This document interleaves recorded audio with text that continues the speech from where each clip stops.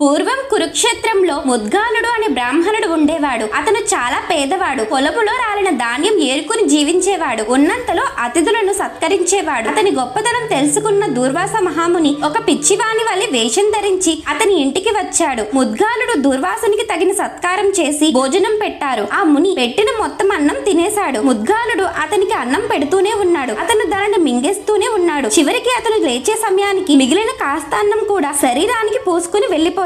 ఆ రోజున ముద్గాలుడు అతని కుటుంబం ఆకలితోనే ఉండవలసి వచ్చింది. ఈ రీతిగా ఆ మహాముని 6 సార్లు వరుసగా ప్రతి పర్వదినాన ముద్గాలుని ఇంటికి వస్తూనే ఉన్నాడు. ఆయన వచ్చిన అన్ని సార్లు ముద్గాలుడు అతని కుటుంబం ఆకలితోనే ఉన్నా కానీ క్రోధం, ఈర్ష్య వంటి భావాలేవి వారికి లేవు. వారు ఎప్పటిలాగానే ప్రీతిగా భోజనం పెట్టిన ముద్గాలుని చూసి దూర్వాసుడు ఆశ్చర్యపోయాడు. ముద్గాల మహర్షి, నీవు చేసిన అతిథి సత్కారానికి నేను తృప్తి చెందాను. నీకు సశరీరంగా స్వర్గలోక ప్రాప్తి జరుగుతుంది అని